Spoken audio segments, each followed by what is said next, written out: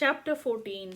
Sri Sadguru said, while Sri Gauranga was going round the pious Brindavan chanting Sri Krishna's name, once he reached the foot of Govardhana Hill.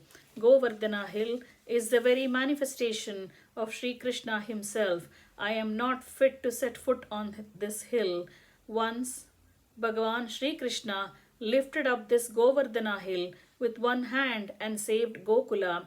As a child is taken care of by his father, Sri Krishna was cared for very affectionately by this Govardhana hill, which yielded fruits, edible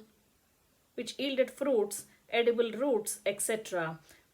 My repeated obeisances to this Govardhana hill a crore times. Shrinatha, the benefactor of the devotees, is eternally residing here. The sublime form of the absolute being, the entire universe existing therein, the Vishwarupa, emerged from this Govardhana hill. It was only in a cave in Govardhana hill that Sri Krishna engaged in myriad sportive deeds with Devi Radha, the daughter of Sri Vrishabhanu. Here on Govardhana hill only, Sri Krishna, the head of the Rasikas, beautified his beloved Devi Radhika with scented powders. Immersed in such devotional thoughts and shedding tears, he hugged Govardhana hill again and again, cherishing the pious desire to have the darshan of Lord Shrinatha. He spent his time at the foot of Govardhana hill, foregoing even food and sleep.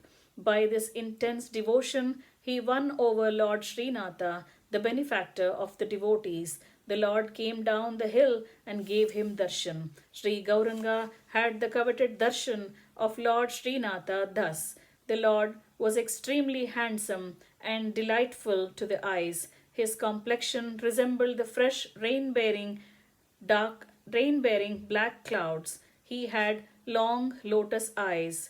He was the most illustrious among dancers and actors and was highly cultured. He was draped in exquisite yellow silk and was adorned with many jewels. He, the embodiment of the absolute bliss eternal, was wearing a garland of fragrant flowers. The omnipresent, the eternal Lord, the lifter of Govardhana hill, had beautiful slender lips like fresh and tender leaves.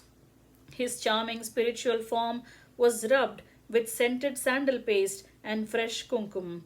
His head was adorned with a crown of peacock plumes. His gleaming, divine smile was bewitching, and his hair was beautiful with natural curls. He was holding Govardhana hill on his hand with ease and was standing cross-legged in an enchanting posture. His divine grace was enchanting Manmata himself. Thus, getting the darshan of Sri Govinda, Gauranga was thoroughly excited, and thus his hairs stood on the end. He fell at the lotus feet of the Lord and fainted. Tears of joy arising from the coveted darshan of Lord Shrinatha extinguished the fire of agony of separation from the Lord smouldering in the heart of Sri Gauranga. Sri Gauranga Mahaprabhu, who was overwhelmed by the blend of emotions like ecstasy, excitement, curiosity, and blissful agitation, danced in the great joy in front of Lord Shrinatha. The attendant Brahmana was anxious to see Sri Mahaprabhu, who was overwhelmed by Krishna Bhakti in the normal mood. He gave him solace using gentle and sweet words. Sri Mahaprabhu, entering into deep meditation on Sri Krishna, acquired devotion in the mood of Shantarasa and became calm. The Brahmana also helped him in controlling his outbursts of loving devotion. All the residents of Vrindavan, like the great Keshava Bhatta, Paramananda, Sri Bhatta, Vallabhacharya, Hita Hari Vamsha, Hari Vyasa, and Surdasa, who knew and revelled in the luscious sweetness of Krishna and Krishna Bhakti, met Sri Krishna Chaitanya individually and experienced divine bliss engaging in Krishna Kirtan.